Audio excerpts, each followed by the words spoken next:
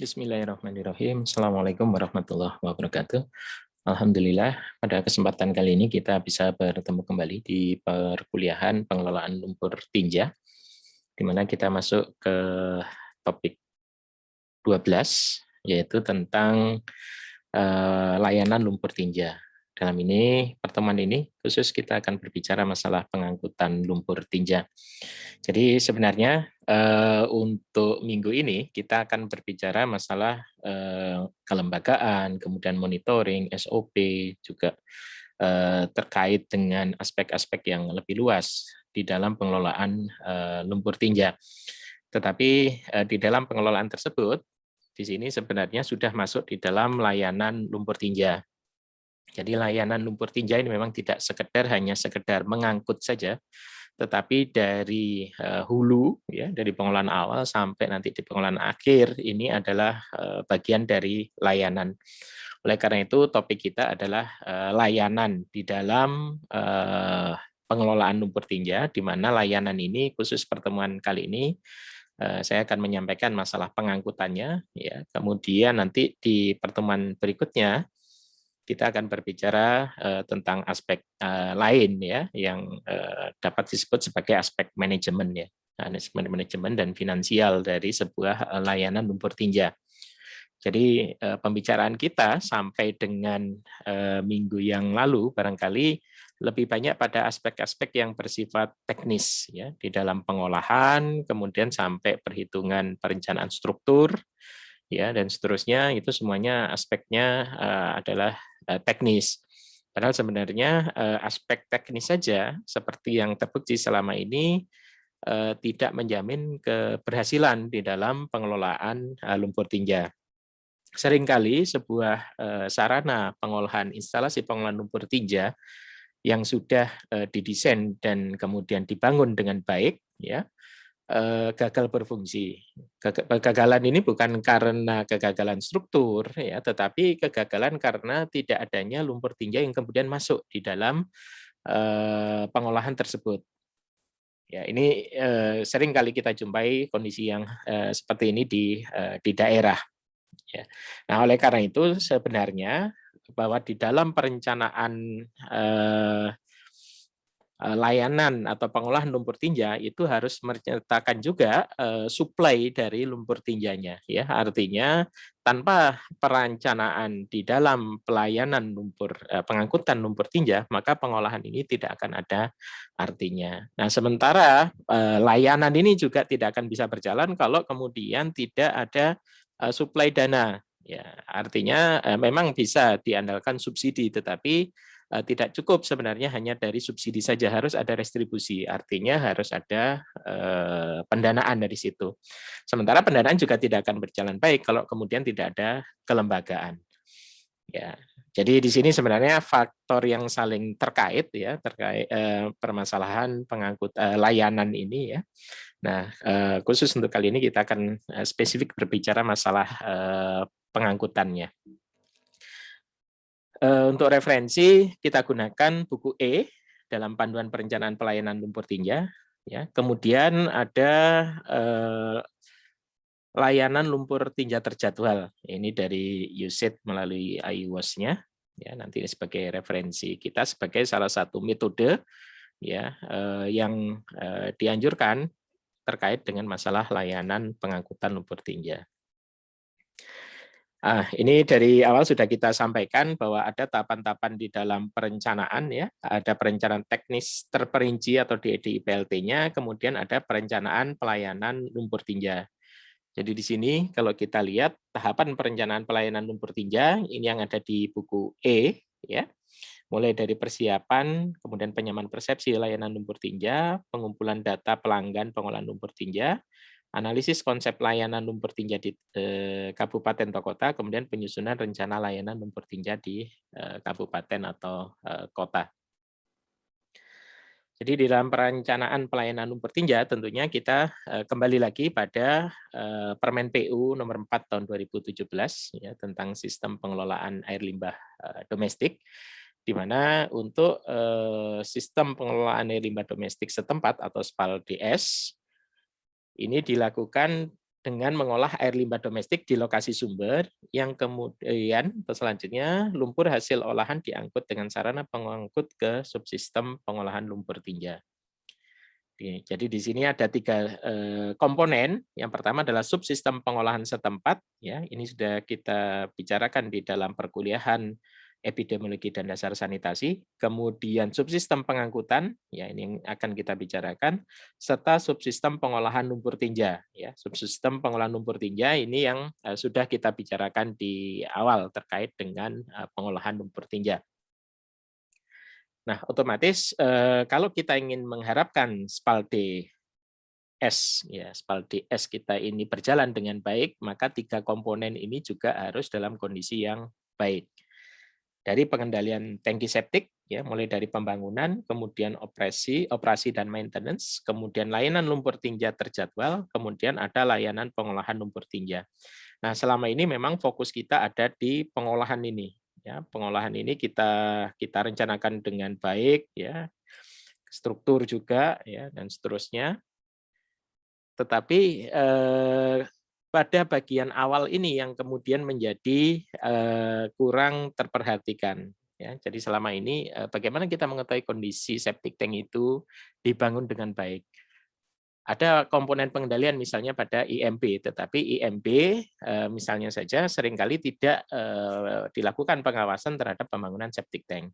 Demikian juga terhadap tukang yang mengerjakan septic tank misalnya kalau kita menggunakan konstruksi setempat. Nah, ini seringkali yang menjadi titik lemah di dalam pengelolaan SPAL DS ini. Ya. Kemudian juga terkait dengan pengangkutan, seringkali ini terbatas sarana pengangkutannya. Nah, jadi kalau kita ingin SPAL DS kita berjalan dengan baik, maka 3 komponen ini harus juga dikelola dengan baik. Kemudian masih di pengangkutan lumpur tinja, subsistem pengangkutan merupakan sarana untuk memindahkan. Ya, dari sini sarannya memindahkan lumpur tinja dari subsistem pengolahan setempat ke subsistem pengolahan lumpur tinja. Sarana tersebut berupa kendaraan pengangkut, ya, kita pakai kendaraan, ya, yang dilengkapi dengan tangki penampung dan alat penyedot lumpur tinja. Ya, alat penyedot ini berupa pompa vakum dan peralatan selang, biasanya seperti itu, serta diberi tanda pengenal khusus. Tanda pengenal khusus kalau yang ada selama ini ya tentunya ada label pada truk seperti itu ya. Tangki tinja atau penyedot WC dan seterusnya ya, pengenalannya seperti itu biasanya. Kemudian selain kelengkapan tersebut, cara pengangkutan lumpur tinja dapat juga dilengkapi dengan alat pemantauan elektronik. Nah, ini nanti yang terkait dengan pengangkutan lumpur yang terjadwal. Artinya kita mengetahui alur dari si truk ini ya, sama seperti pada saat kita kirim paket misalnya ya, mulai dari tempat penerimaan paket sampai lokasi penerima itu kan termonitor dengan baik ya. Bahkan kita bisa melihat di mana paket kita hari ini misalnya ya, sejak mulai dari dikirimkan sampai diterima. Nah, kira-kira seperti itu juga nanti untuk lumpur tinja, di mana dia menyedot, kemudian kemana dia berjalan, ya, kemana dia membuang, semuanya bisa dimonitor dengan baik, ya, sehingga kasus atau kejadian lumpur ini dibuang di tengah jalan atau di sungai atau tidak pada pengolahan IPL, tidak pada pengolahan lumpur tinja ini bisa dikurangi atau bahkan dihilangkan, ya. Kemudian untuk lokasi yang tidak dapat dijangkau oleh truk, ini dapat menggunakan kendaraan bermotor roda 3 atau sejenisnya yang telah dimodifikasi sesuai kebutuhan. Nah, ini kondisi Indonesia ini beragam ya, ada yang jalannya cukup luas ya, jalan darat itu lebar jalannya, ada yang jalannya sempit sehingga juga membutuhkan sarana yang barangkali harus dimodifikasi. Belum lagi kalau kita harus melakukan penyedotan untuk rumah-rumah di pinggir sungai misalnya saja, kalau di situ pemukiman pinggir sungai dan kemudian memanfaatkan tangki septik. Nah, tentunya ini menjadi satu tantangan di dalam pengelolaan dari SPAL DS ini. Nah, kira-kira seperti ini. Jadi komponen SPAL DS ya. Ini dari Permen PU masih ya, dari survei ada proses penyusunan, kemudian survei sarana SPAL DS-nya ya, penentuan jumlah jiwa, perhitungan timbulan, penentuan unit. Kemudian pengangkutan, ini yang jadi fokus kita, ada survei pemetaan L2T2, mulai dari penentuan wilayah pelayanan, perhitungan jumlah rumah tiap zona, perhitungan kebutuhan teritasi, kemudian perkiraan biaya, dokumen, kegiatan, dan SOP. Kemudian ada terakhir ada di pengolahan lumpur tinja ini yang sudah kita bahas di dalam beberapa pertemuan kita sebelumnya. Oke, di dalam pengangkutan lumpur tinja, perencanaan teknis terinci subsistem pengangkutan dilaksanakan dengan tahapan sebagai berikut. Yang pertama adalah penentuan daerah atau kawasan layanan. Yang kedua adalah identifikasi jumlah tangki septik pada zona prioritas. Dan yang ketiga adalah penentuan sarana pengangkutan lumpur tinja sesuai daerah atau kawasan layanan.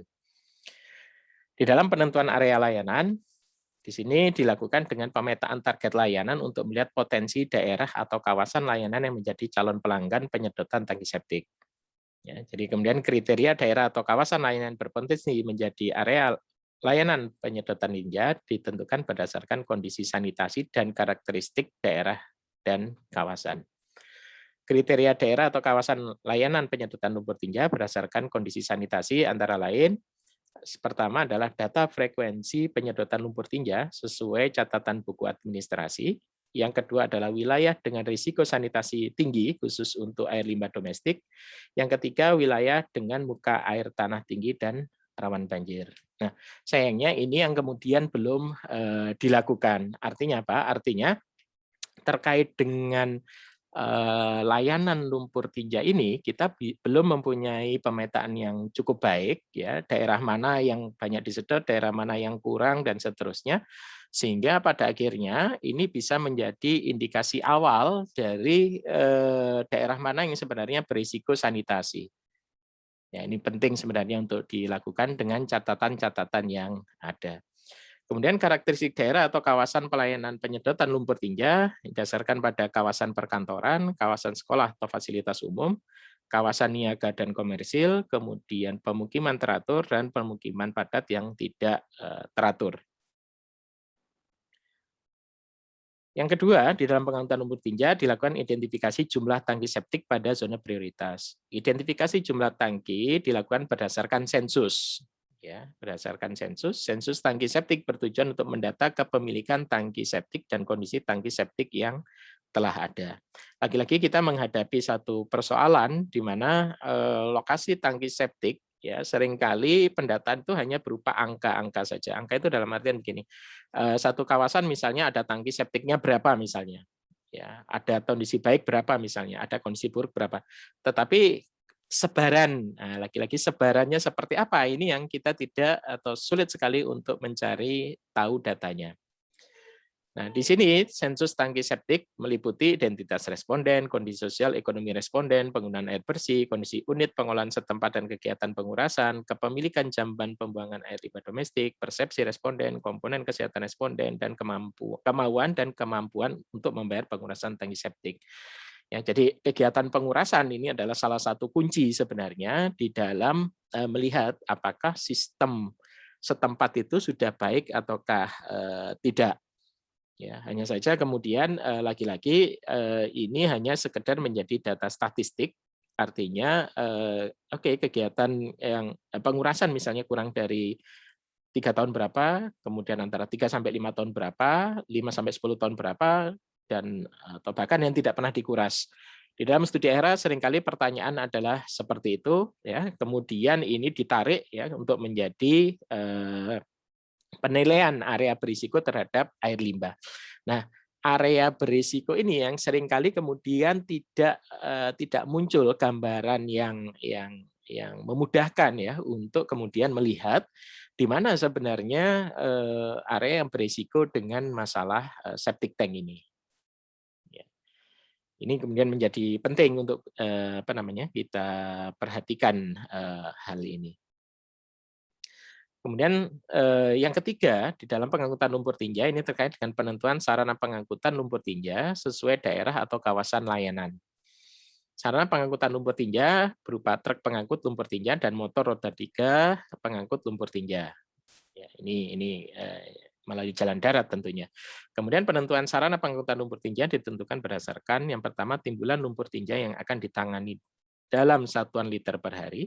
Yang kedua, kondisi topografi daerah yang akan dilayani. Yang ketiga, jenis, lebar, serta kondisi kualitas jalan yang akan dilalui. Yang keempat, jarak dengan IPLT. Dan yang kelima adalah dana yang tersedia untuk menyediakan sarana pengangkutan lumpur tinja.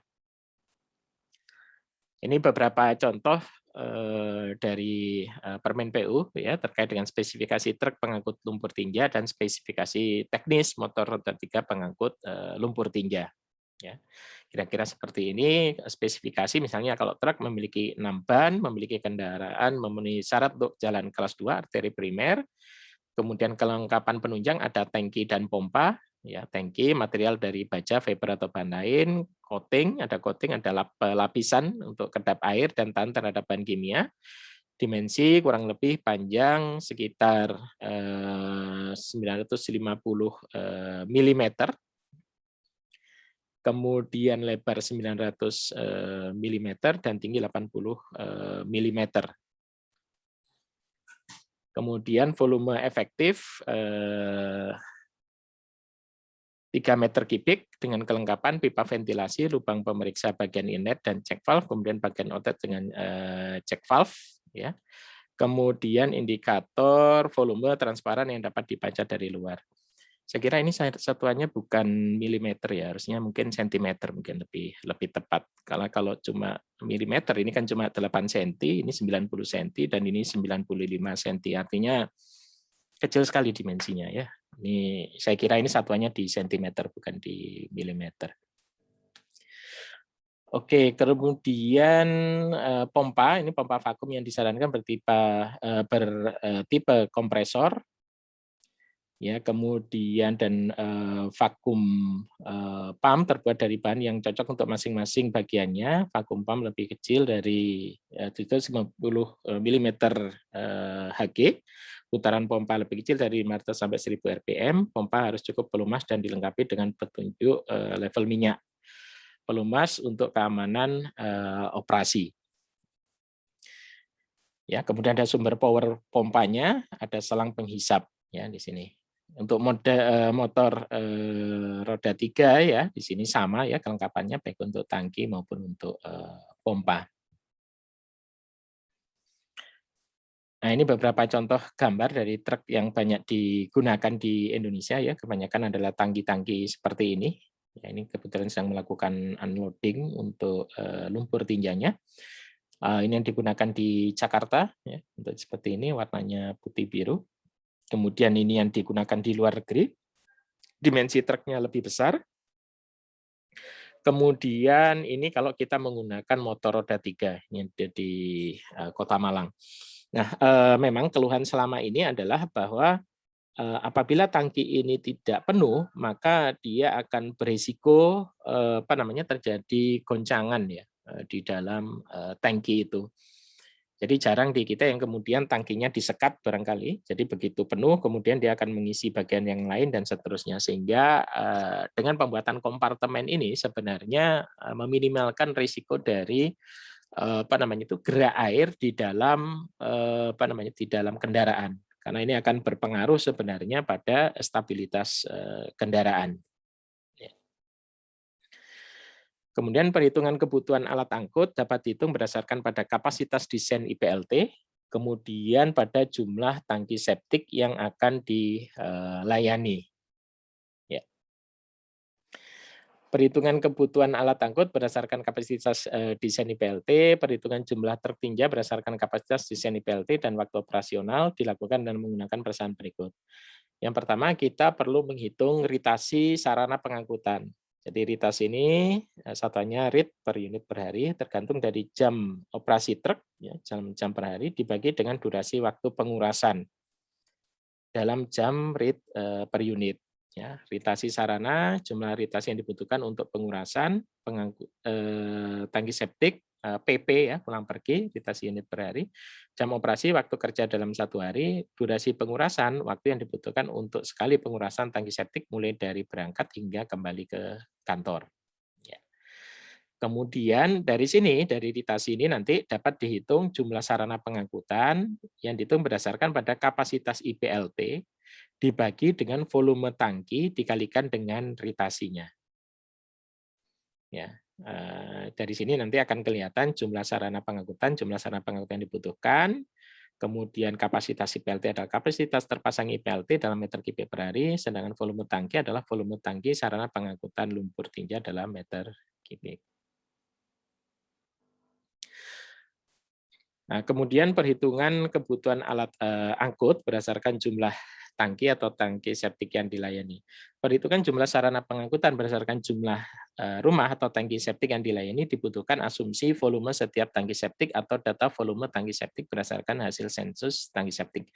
Jadi kalau di awal tadi, di sini kita tidak perlu mengasumsikan rumah kemudian juga sarana septic tank yang kita layani. Sementara kalau di sini kita harus mengasumsikan volume tangki septik ya atau berdasarkan data hasil sensus. Jadi kapasitas pengolahan lumpur tinja ini sama dengan jumlah tangki septik dikalikan volume tangki septik ya dibagi periode penyedotan dibagi jumlah hari kerja per tahun. Nah, dari sini nanti jumlah sarana pengangkutan dapat dihitung berdasarkan volume tangki septik yang disedot per hari, ya, karena di sini kan ada kapasitas lumpur tinja ini dalam jumlah kerja per tahunnya, dibagi volume 1 unit tangki truk tinja kalikan ritasi hariannya. Ya, jadi kalau di sini kita harus mengasumsikan dari yang dilayani. Kalau tadi berdasarkan pada pengolahan dari air limbahnya, lumpur tinjanya, mohon maaf. Ini lebih detail di dalam pengangkutan lumpur tinja, silakan dibaca lagi nanti di buku E ini ya. Sama sebenarnya ya dari survei yang dilakukan, kemudian ada analisis kondisi pelayanan lumpur tinja ya. Nah, hanya saja kemudian di sini akan lebih detail nanti terkait dengan analisis lembaga pelayanan, kondisi manajemen, sistem informasi, kemudian analisis peraturan. Yang ini akan kita bicarakan insya Allah di dalam pertemuan mendatang. Nah, kemudian ada istilah L2T2 atau layanan lumpur tinja terjadwal. Apa itu L2T2? Jadi layanan lumpur tinja terjadwal LLTT atau L2T2 adalah layanan penyedotan lumpur tinja dari tangki-tangki septik yang dilakukan secara berkala sebagaimana diwajibkan pemerintah setempat. Jadi sifatnya di sini adalah wajib. Di dalam L2T2 penyedotan dilakukan secara berkala ya, sesuai periode penyedotan atau deslagging period yang ditentukan. Disebut terjadwal karena penyedotan tangki septik dilakukan sesuai penjadwalan yang telah dilakukan. Penyedotan tangki septik tidak dilakukan karena permintaan dari penggunanya, karena tadi diwajibkan. Jadi mau tidak mau, maka tangki septik harus disedot. Nah, tentunya ini kan memerlukan satu sensus. Nah, kebaikan dari sistem ini adalah pada saat kemudian dilakukan jadwal penyedotan, ternyata kemudian tangkinya kosong, berarti kan di sini sarana pengumpulan awal ini harus diperbaiki. Jadi tujuannya memang sebagai selain sebagai supply untuk pengolahan lumpur tinja, di sini juga berperan sebagai monitoring untuk kualitas dari septic tank warga. Nah, ini perbedaan antara layanan terjadwal dan tidak terjadwal adalah kalau layanan terjadwal yang diwajibkan tadi ya, kalau yang tidak terjadwal ini tidak diwajibkan. Ini kalau pelaksanaannya sesuai rentang waktu yang ditetapkan. Sementara kalau layanan tidak terjadwal, ini sesuai kebutuhan pengguna tangki septik. Kalau pelanggan di sini terdaftar, kalau di sini tidak terdaftar, aturan ini perlu ada aturan, di sini tidak ada aturan. Kemudian kalau di sini butuh satu kelembagaan yang mengelola operasionalnya. Jadi dari pemerintah kota ini mewajibkan penyedotan tangki septik. Kemudian ada lembaga operator yang menyediakan jasa layanan lumpur tinja terjadwal. Nah, L2T2 disediakan sebagai jawaban dari tuntutan pemerintah setempat yang mewajibkan dilakukan penyedotan tangki septik setiap rentang waktu tertentu. Bagi pengguna tangki septik, L2T2 wajib diikuti. Nah, ini kira-kira periode penyedotan atau deslagging yang merupakan periode rentang waktu antara penyedotan pertama dengan penyedotan selanjutnya. Artinya dengan periode penyedotan 3 tahun, suatu tangki septik akan dapat layanan penyedotan di tahun 2017, 2020, dan 2022. 2023 ya mestinya ini ya, 2023 dan seterusnya. Periode penyedotan umumnya berkisar antara 2 sampai 5 tahun sekali. Suatu klasifikasi pelanggan mungkin saja memiliki periode penyedotan yang berbeda dengan klasifikasi pelanggan yang lain. Nah, ini misalnya rumah besar, rumah sederhana, rumah medium misalnya dapat memiliki periode pengurasan yang berbeda. Ada 7 aspek di dalam keberlanjutan L2T2. Yang pertama adalah masalah pelanggan. Yang kedua kelembagaan, masalah finansial, masalah aturan, prosedur, prasarana, dan pola operasi. Jadi untuk pelanggan, L2T2 perlu memiliki pelanggan yang cukup banyak guna mengoptimalkan operasi layanan dan mendatangkan pendapatan finansial yang berarti. Untuk kelembagaan, kinerja dan keberlanjutan L2T2 perlu didukung oleh lembaga-lembaga yang memiliki fungsi spesifik, yaitu perencanaan, penataan peraturan dan pengelolaan operasi, serta pengawasan operasi. Kemudian untuk finansial, L2T2 perlu memperoleh pendapatan yang cukup untuk menutupi seluruh biaya operasinya. Di dalam aturan, L2T2 perlu peraturan mewajibkan yang pertama penggunaan tangki septik yang benar, yang kedua penyedotan tangki septik secara berkala, yang ketiga pembuangan di IPLT, dan yang keempat pembayaran tarif layanan. Ya. Selain juga ketentuan-ketentuan terkait kerangka kelembagaan, keterlibatan swasta, mekanisme pembayaran, dan besaran tarif layanan. Kemudian adanya prosedur. Jadi L2T2 perlu antara lain memiliki prosedur penerimaan penanganan pelanggan, prosedur penyedotan pengangkutan lumpur tinja, yang ketiga prosedur pembayaran, dan yang keempat prosedur evaluasi kinerja. Yang keenam ada prasarana. L2T2 perlu didukung oleh prasarana pengumpulan, prasarana pengolahan, kantor, sistem informasi pelanggan. Ya. Semua infrastruktur tersebut harus dipilih sesuai dengan pola operasinya. Kemudian ada pola operasi. L2T2 perlu memiliki pola operasi yang sesuai dengan kondisi, target, dan kemampuan wilayah, khususnya menyangkut yang pertama periode penyedotan, yang kedua pembagian zona layanan, yang tiga pola pengangkutan lumpur tinja, dan keempat adalah pola pengolahan lumpur tinja. Ketepatan pola operasi sangat mempengaruhi kinerja L2T2. Jadi kalau kita lihat dibandingkan dengan pola-pola yang biasa dilakukan tradisional, memang L2T2 ini agak ribet karena perbaikannya itu tidak hanya sekedar di pengolahan, tidak sekedar di pengangkutan, tidak juga sekedar di pengolahan awal, tetapi ini menyangkut keseluruhan, ya, keseluruhan mulai dari awal sampai akhir. Kemudian juga membutuhkan dukungan dari sistem informasi yang baik. Ya, artinya apa? Artinya dengan sistem ini, kalau semuanya berjalan dengan baik, maka peningkatan terhadap layanan sanitasi atau sistem pengelolaan air limbah domestik yang setempat itu pasti juga akan naik. Ya, ini yang harus kita lihat di sini. Kemudian langkah penyiapan L2T2, diagram berikut menunjukkan langkah-langkahnya. Untuk L2T2 mulai dari kick off di sini melihat potensi kota, menyepakati prinsip layanan, membuat ilustrasi sistem, kemudian mendapatkan restu pimpinan. Sementara untuk launching di sini ada mengenali calon pelanggan, merancang operasi, kemudian menyiapkan armada, melibatkan mitra operasi, memasarkan layanan, pengembangan kapasitas operator, melengkapi regulasi, menjalankan sistem informasi, dan juga keuangan. Artinya ini kompleksitas dari sistem tadi ya sudah sedikit disinggung terkait dengan L2T2. Nah ini untuk ilustrasi, jadi untuk ilustrasi atau penyiapannya maka perlu kita hitung operasi L2T2 secara sederhana. Ya, mulai dari memperoleh data, kemudian mengasumsikan parameter-parameter, menyepakati parameter-parameternya, kemudian menghitung nilai-nilainya. Nah, dari sini kemudian dihitung berapa tarif dasar untuk L2T2. Nah, tentunya ini hasil dari ilustrasi sistem, ya kira-kira seperti apa ya. Kalau diperhitungkan tadi, ilustrasi ini dapat dihitung dengan Excel sederhana, ya. Kemudian bagaimana pengaruhnya terhadap kerangka pengelolaan air limbah secara umum, seperti ini.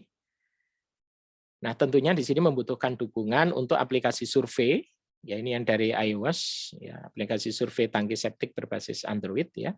Kemudian juga ada aplikasi portal survei berbasis jaringan. Ya, ada yang berbasis HP, ada yang berbasis web. Ini harus saling terkait, ya, sehingga pada akhirnya nanti untuk sebaran pelanggan, ya, dan seterusnya ini bisa kita petakan. Nah, tentunya juga tidak lepas dari sistem MIS-nya, ya, Management Information System-nya, sistem informasinya. Tadi sudah disebutkan bahwa bagaimana kegiatan lumpur tangki septik, kegiatan dari truk penyedot tangki septik tadi, ya, misalnya sudah bisa didata mulai dari kapan dia harus beroperasi, kemudian pelanggan siapa, kemudian kapan dia datang, kapan dia buang di pengolahan, ya, kemudian siapa yang menerima di PLT, ya, kemudian pembayaran, dan semuanya dilakukan dengan sistem informasi. Nah, silakan nanti dicari, ada beberapa kota yang sudah menerapkan sistem ini, ya, di Indonesia. Oke, jadi sampai di sini dulu untuk penjelasan saya, karena ini nanti terkait dengan sistem pembiayaan, kemudian juga terkait dengan sistem kelembagaan. Dua sistem itu akan kita bicarakan pada pertemuan mendatang.